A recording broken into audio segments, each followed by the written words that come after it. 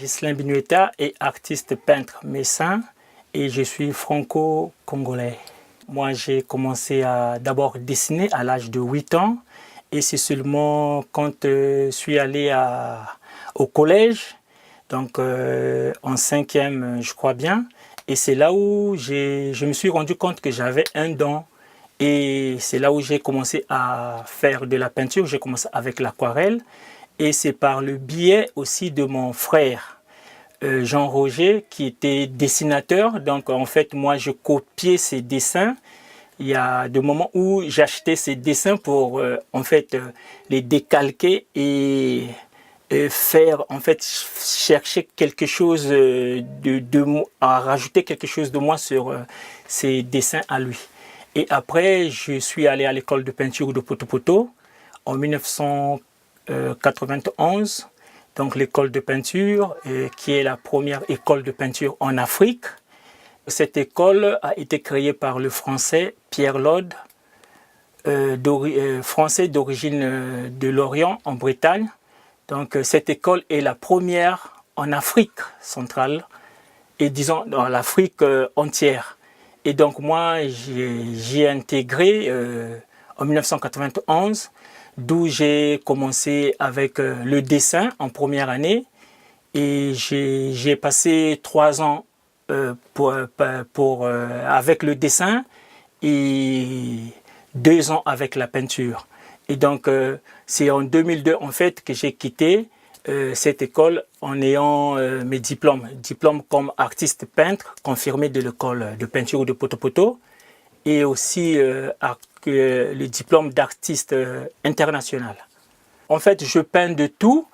Je fais de l'abstrait et du figuratif.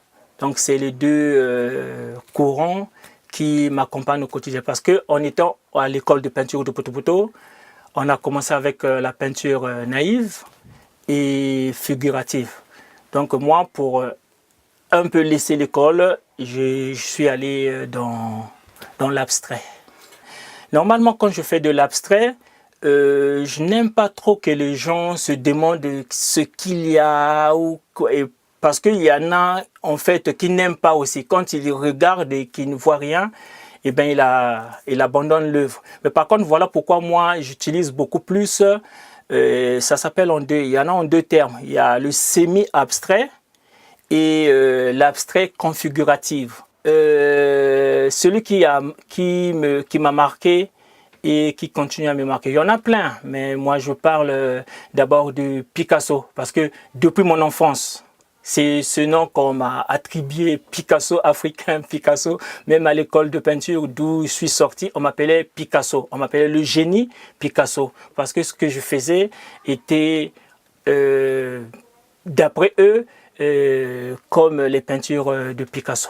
Donc moi, c'est vraiment Pablo Picasso qui m'a marqué aussi parce que j'ai vu ses œuvres, comment il a... Et il est aussi, sans m'inventer, prolifique, comme on le dit, comme moi. Parce que moi, dans la journée, je fais 2 à 3 œuvres. Je ne vais pas laisser passer ma journée comme ça sans pourtant produire quelque chose.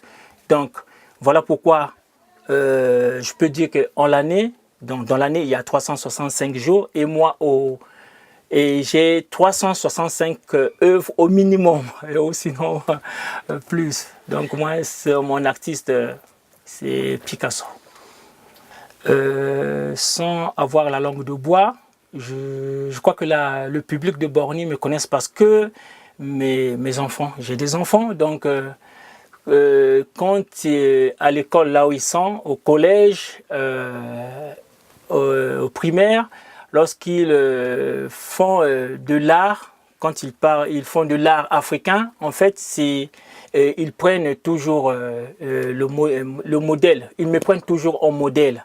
Et depuis que j'ai réalisé 2 expositions à la médiathèque de Borny, donc la première que j'ai faite en 2004 et la deuxième en 2015, et lorsque je circule dans Borny, il y a quand même des gens qui me saluent, que moi, peut-être que j'ai vu furtivement, mais eux, ils me saluent et ils m'appellent par l'artiste.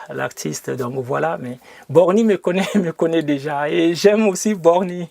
Voilà pourquoi je suis là à Borny. Donc je suis artiste de Borny.